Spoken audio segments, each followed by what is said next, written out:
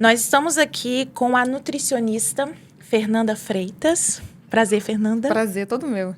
E nós vamos bater um papo sobre literatura e saúde feminina.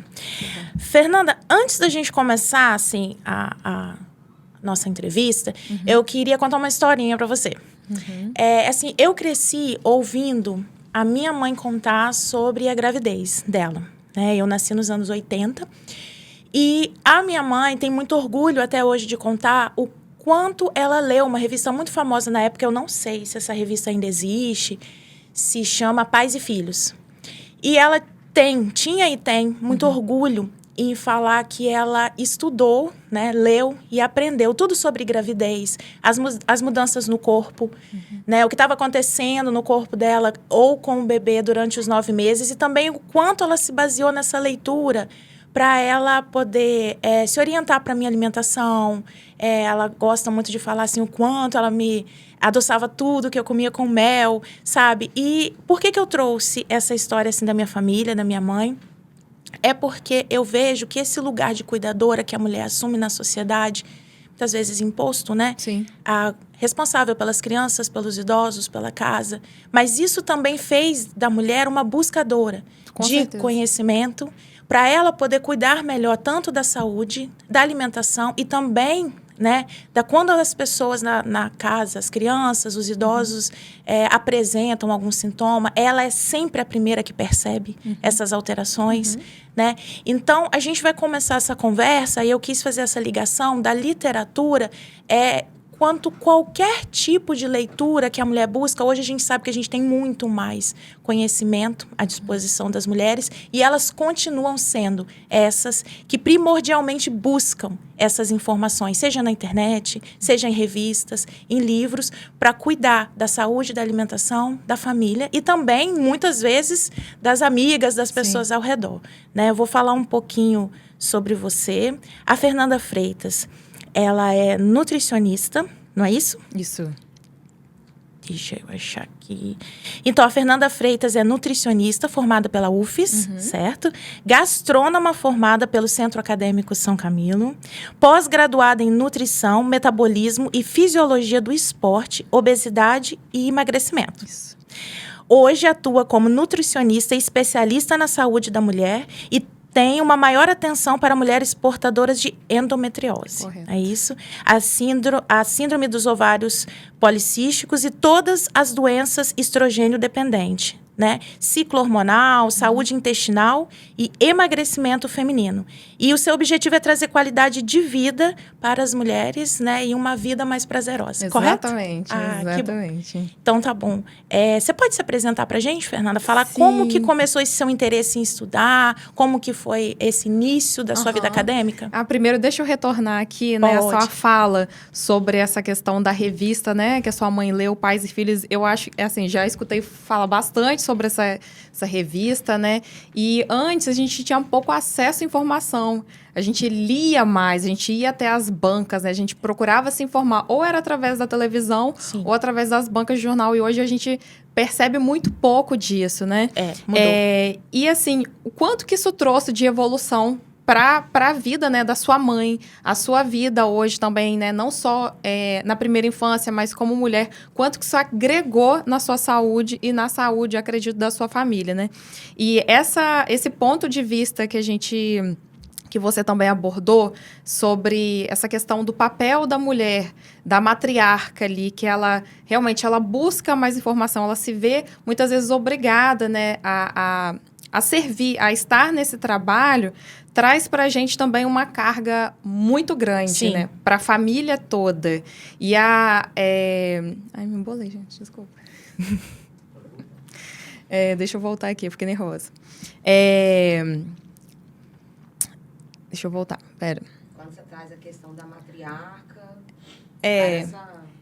E assim, as mulheres, a gente percebe que as mulheres, elas buscam mais a saúde, ela realmente ela enfrenta aquilo ali. O homem, ele já deixa isso ele terceiriza muito essa responsabilidade, né? Ou às vezes ele procura mesmo saúde ou ler sobre saúde quando ele se vê numa situação mais vulnerável, né? Mas falando aqui sobre a nutrição, como eu cheguei até a nutrição? Justamente eu tive um papel de uma matriarca maravilhosa que era minha avó e eu vi o cuidado dela com a gente, né? Com a alimentação. Passou mal, toma um chá de boldo.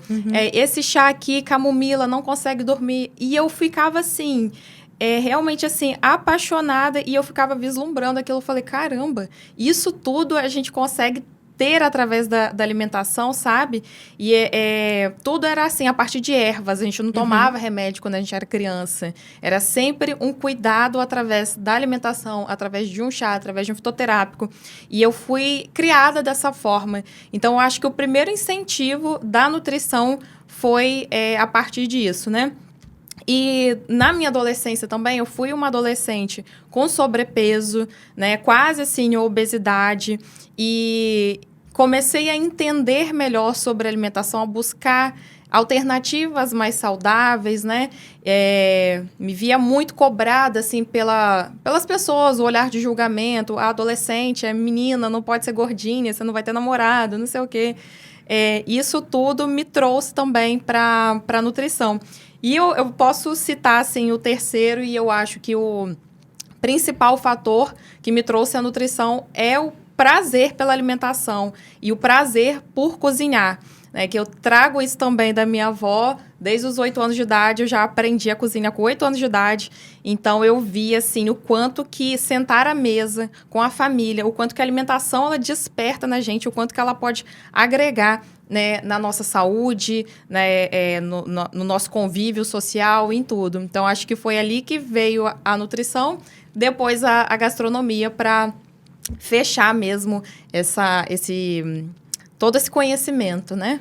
Nós entramos aqui, então, num contexto de uma ancestralidade, Exatamente. né? Eu trouxe uma história que é importante para mim. E aí você também trouxe essa sua realidade que também veio, no caso da avó. Sim. Então, e a ancestralidade, ela está intrinsecamente relacionada ao feminino, à mulher, Sim. e principalmente no cuidado, na alimentação e na manutenção da vida. Exatamente.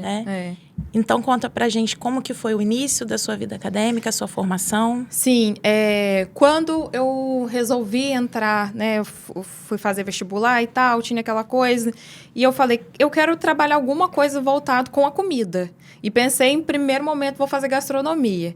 Aí depois, não, eu quero fazer uma graduação, porque aqui a gente não tinha, né, um curso ainda, eu teria que me deslocar para Vitória ou para o Rio de Janeiro, enfim, para outros locais, e consegui passar na nutrição, né, pela UFES, e falei, cara, é isso, eu vou fazer exatamente o que eu quero, vou trabalhar com alimentação de alguma forma. Durante o curso eu fui me apaixonando cada vez mais pela nutrição, né, e logo me formei, 2 ou 3 anos depois, eu já agreguei, assim, com a gastronomia para trazer isso para o consultório.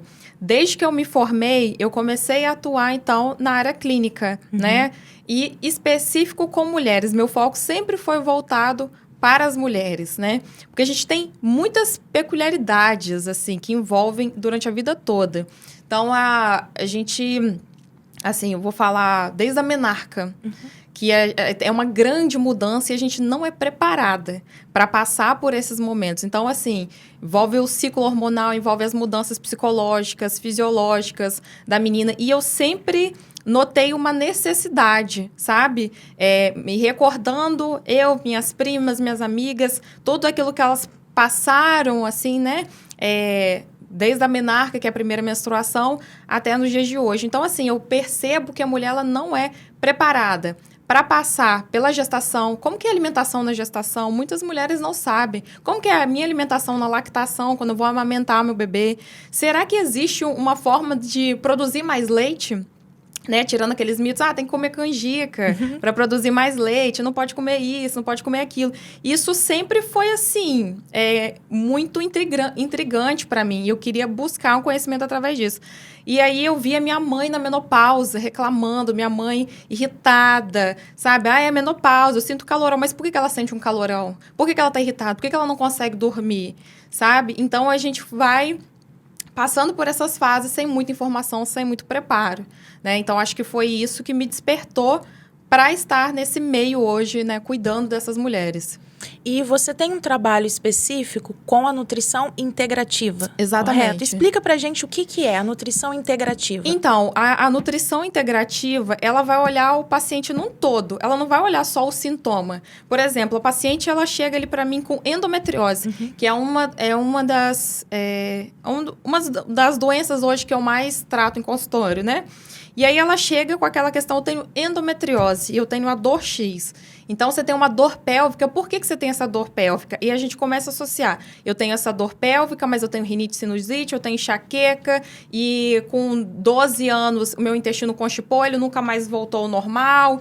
E aí eu pego muito da história dessa paciente lá de trás. Então, eu pergunto, como que foi sua primeira menstruação? Como que foi sua adolescência? Como que é a sua relação com a comida, né? Você sempre teve esse peso, né? Como que foi a sua criação? Você gosta do seu trabalho? O que você faz hoje? Então, assim, essa é uma visão integrativa. Não olhar somente aquele sintoma que o paciente está apresentando e tratar só aquilo que ele veio buscar. Então, eu falo que eu vou abrindo as gavetinhas e eu vou investigando o paciente. A gente não trata... Aí o paciente fala, nossa, mas eu nem sabia que tinha como melhorar isso. Aí eu tô finalizando a consulta do paciente. Candidíase, você costuma ter? Nossa, tenho muita. Tenho candidíase recorrente. Falei, então tá bom. Essa é a primeira gaveta que a gente vai abrir. Não vai ser o que você veio tratar específico hoje. Nossa, eu não sabia que tinha como tratar isso através da alimentação. E aí... Condições que pareciam que eram totalmente dissociadas. Exatamente. Você, através da nutrição integrativa, faz a relação. A gente vai fazendo o link e vai abordando, né? Cada sintoma ali, não de uma forma isolada, mas a gente tenta trazer, assim, o que fica mais fácil para a realidade dessa paciente, que ela consegue levar, né, através da alimentação, através da fitoterapia, que eu falo que são remédios à base de plantas, que ajudam muito investigar uma deficiência, uma carência nutricional, um excesso ali daquela paciente, né? E você, como profissional da área, tem percebido que é um caminho que é uma tendência que as pessoas estão começando a olhar, principalmente as mulheres, elas estão começando a buscar profissionais que abordam dessa forma? Com certeza. Com certeza. A gente está cansada de ir num médico, por exemplo, e o médico nem olhar assim pra gente, ou só apenas isolar aquele sintoma. A gente não é um sintoma, sabe? Eu falo assim, quando a paciente ela chega, Fernanda, eu vim para emagrecer. Tá, mas você veio para emagrecer, mas deixa eu entender o que está por trás disso. Você não é seu peso, né? Você é uma pessoa que você precisa de atenção e a gente precisa cuidar primeiro da sua saúde. O emagrecimento ele vai ser uma consequência. Então, a gente tem que buscar a raiz do problema. Então, tratar o sintoma é muito vago. Aquele paciente, ele não vai voltar, aquele paciente, ele não vai ter adesão, ele não vai ter sucesso na vida dele, se a gente não olhar dessa forma, né? E aí, você falou sobre emagrecer. A gente sabe que hoje a primeira coisa que, principalmente as mulheres, quando elas querem qualquer mudança ou estão incomodadas, estão sentindo alguma coisa, ou principalmente querem emagrecer, a gente vai para a internet. Exato. Aí faz uma pesquisa no Google, vai dar uma olhada no Instagram, vai ver... As fontes são inúmeras. Mas aí, fazendo um paralelo com o que a gente falou lá atrás, que, por exemplo, nos anos 80, a revista, né, Pais e Filhos e outras, a gente tinha um número menor de publicações e esse acesso ele vinha especificamente através da pessoa vai a uma banca de revista ou então espera algum programa específico sobre saúde da mulher é bastante recente, né, pelo menos no nosso país.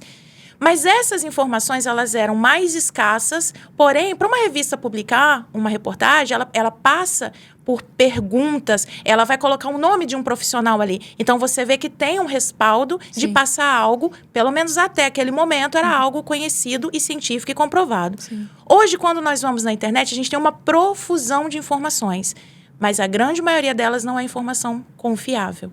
não é? Exatamente. Então, a gente tem que... aquela pessoa que busca, ela tem que ter essa consciência de procurar uma fonte de informação que ela seja uma informação confiável. Porque também existe muita gente falando e dando dicas e iludindo pessoas que, na expectativa de algum resultado, vão começar a ter atitudes ou mudar comportamentos que não só não vão trazer resultado, né? Como podem também agravar outras situações. Com certeza. Então, nesse ponto, como que que fala que você traz para essas pessoas sobre a relevância de um profissional? Exatamente. Assim, o que a gente encontra hoje é uma grande dificuldade. Como profissional da nutrição, às vezes o paciente, ele chega e não é culpa dele. É o excesso de informação. Ele não tem como filtrar isso, ele não tem conhecimento, ele não estudou sobre aquilo.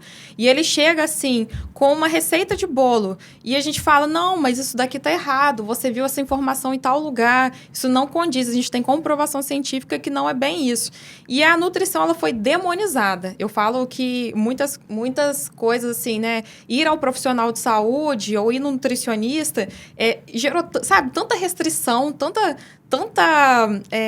primeiro era o colesterol, que você não podia comer ovo, cada hora é uma informação diferente, né? Mas da onde dietas que tá vindo? mirabolantes. Dietas mirabolantes, carboidrato, o problema não é carboidrato, sabe?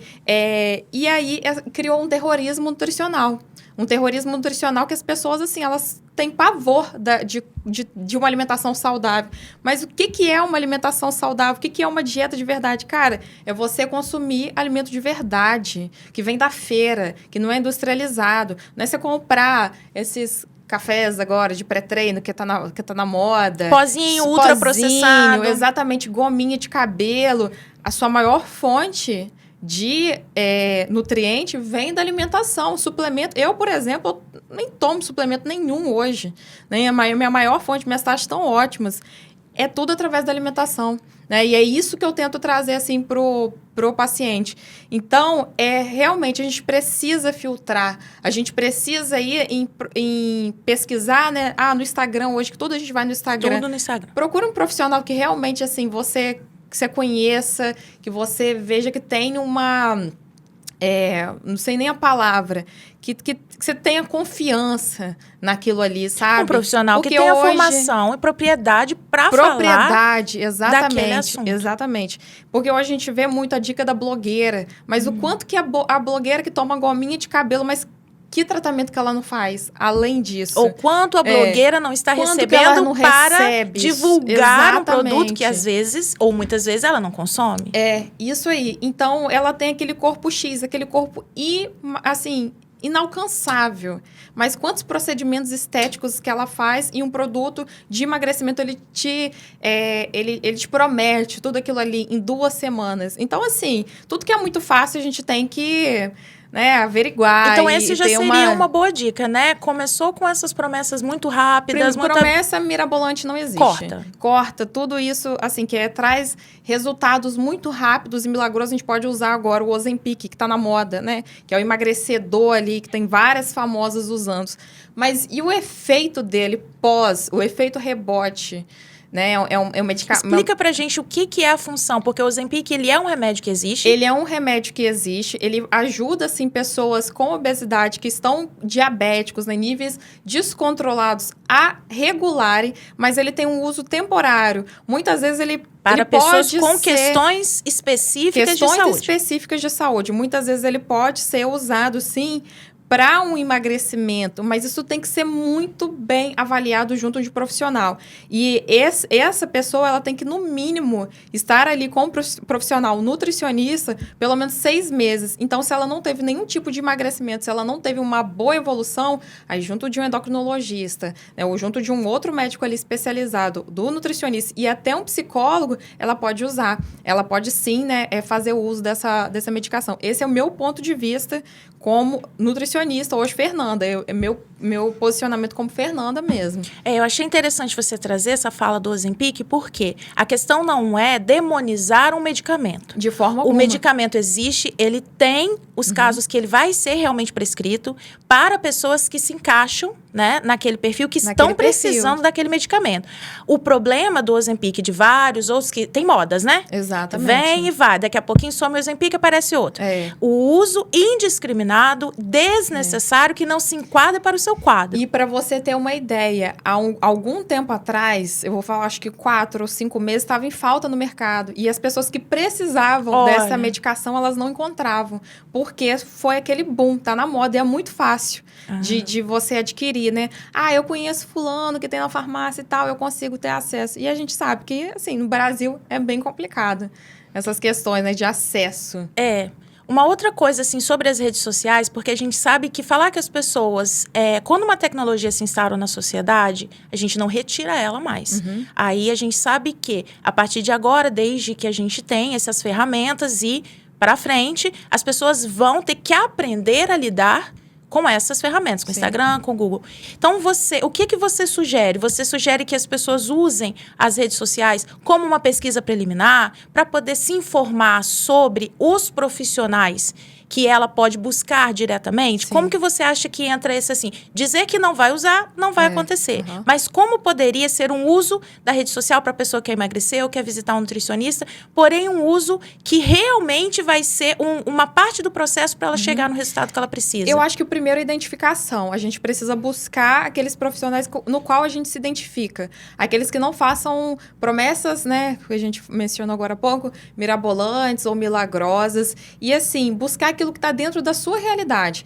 Porque não adianta eu buscar, por exemplo, eu quero ter o corpo da famosa tal, mas a realidade dela é completamente diferente, né? Ou você, assim, buscar de informações ou buscar de páginas ali que te agreguem de verdade, né? Se algo não me faz bem, por que eu vou seguir? Igual eu falo para algumas pacientes, assim, lidando com comportamento alimentar, que segue aquele monte de link ali de hamburgueria, de não sei o quê, não vai te agregar, aquilo vai te trazer mais vontade. Você não está proibida de consumir aquele conteúdo. Mas, assim, se você vê aquilo toda hora, aquela exposição toda hora, isso vai te trazer um efeito. E, ao mesmo tempo, que a mulher, às vezes, né, eu percebo isso demais no consultório, que ela começa a seguir mulheres com corpos extremamente diferentes do dela, elas começam a se comparar e vem uma comparação autodestrutiva. E nessa comparação autodestrutiva,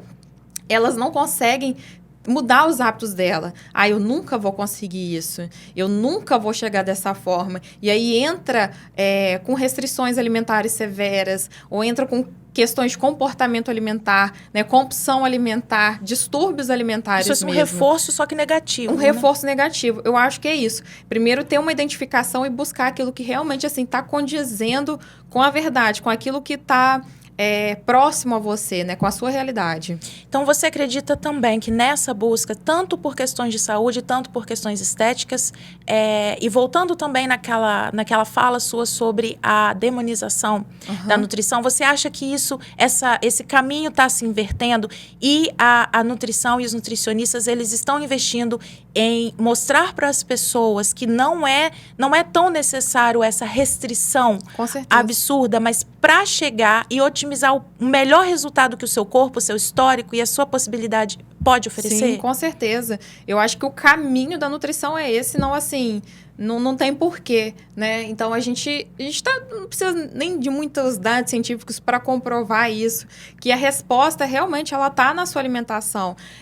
Realmente a gente é o que a gente come. Né? A sua saúde... Era minha próxima pergunta. Então, já adiantando, realmente a gente é o que a gente come, por quê? Pensa só, a gente é como se fosse uma máquina. Só que essa máquina ela precisa de combustível. Se você for lá e você for colocando um combustível que não é tão bom, você não vai ter o mesmo rendimento, você não vai ter a mesma saúde, você não vai ter a mesma produtividade. E é isso que eu tento trazer assim, para as pacientes. É interessante sua analogia, porque ninguém quer colocar combustível adulterado no carro. Exato.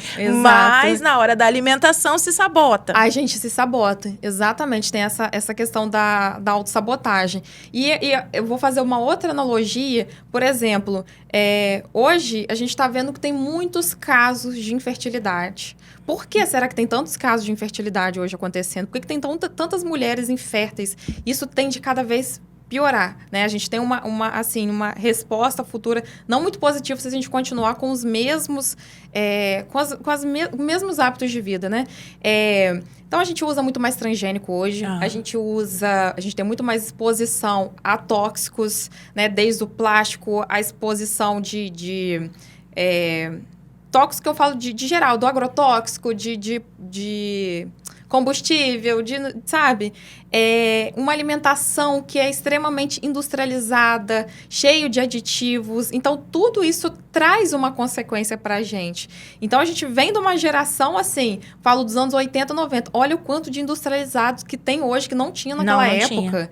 E olha como que era a nossa alimentação na infância e depois na adolescência, como que isso mudou. Com esse monte de industrializado. Então, a gente percebe que as crianças cada vez mais têm acesso a esse tipo de alimento. Por exemplo, na sua casa, eu acredito que refrigerante era no domingo. Só. Exatamente. Na minha casa também era no domingo, era um copinho depois do almoço. E acabou. E acabou. Hoje não. Eles têm fácil acesso. É no colégio, é na hora que chega em casa para almoçar, é no jantar, é no final de semana, assim, desvairado. Então, tudo isso traz um impacto. Então, eu falo que as mulheres hoje, elas estão procurando a nutrição para elas se prepararem para gestar. Né? Principalmente essas que encontram dificuldade, porque precisa preparar o terreno. Então, a semente, né, ela só vai conseguir ser implantada ali se ela tiver um terreno fértil, se ela for bem adubada, se ela receber água, se ela receber, fatores que colaboram para isso. Então, eu acho que, realmente, a nossa visão está mudando muito, a nutrição ela está mudando muito e o posicionamento como profissional nutricionista também tem mudado bastante por essas questões. Eu queria fazer só um recorte social, de classe social, porque a gente tem observado um fenômeno que, com o passar dos anos, a gente percebe que a população de menor renda, ela tem um aumento de peso bastante significativo pelo maior consumo de produtos industrializados e ultraprocessados. Eu falo que é muito difícil falar sobre alimentação saudável hoje no Brasil por conta desse fator. Eu acho que esse é o principal fator. O acesso só para as pessoas entenderem a questão. Teve um período que o extrato de tomate no pacotinho estava mais barato do que o tomate. Exatamente. Que o quilo de tomate. Então, as pessoas optam pela versão ultraprocessada porque ela está mais barata e porque ela tem mais subsídios para ser produzida do que o orgânico. Eu vou comprar um tomate para quê? Eu vou precisar comprar 4 tomates, vai ficar o dobro, do o preço, triplo do valor. E exige mais tempo de produção, que geralmente são pessoas que trabalham muito. Então, não tem como eu atender um paciente desse e falar assim, você precisa consumir suco de fruta natural. Exatamente. Mas, cara, ele não tem acesso a isso. Exatamente. Não vai ser. Então, assim, o básico para ele é o arroz, feijão, uma verdurinha ali. E, assim, tem que ser o básico, que é realmente o que vai, assim, funcionar para todo mundo. Mas ainda falar sobre alimentação saudável e a gente acompanhar ali a cartilha, né, de nutrição que tem, né, que o Brasil segue, é muito difícil. Então, tem gente que não tem acesso a 2 tipos de fruta, que dirá acesso a uma carne no almoço, sabe? Então, para ele é mais fácil. Então, quando muitas pessoas têm acesso à carne que é ultraprocessada. Que é ultraprocessado. Que é o empanado, que é no congelado. É o congelado, é linguiça. Exatamente. Então, não tem como a gente querer abordar isso, mudar isso, se a gente não tem esse acesso, né? Então, é uma questão política. A alimentação, ela é uma questão política muito séria. E você... Bom, eu sou amante de livros, adoro ler. Eu vi que você trouxe algumas sugestões. E as sugestões que você trouxe, assim, são dentro daquele contexto que a gente falou. É conhecimento que você pode confiar, que não é que não tenha informação relevante, importante, embasada na internet. Tem. Mas é interessante aprender a aprimorar esse olhar e filtrar as informações que realmente são seguras. Porque as pessoas, né, principalmente as mulheres, elas têm que entender...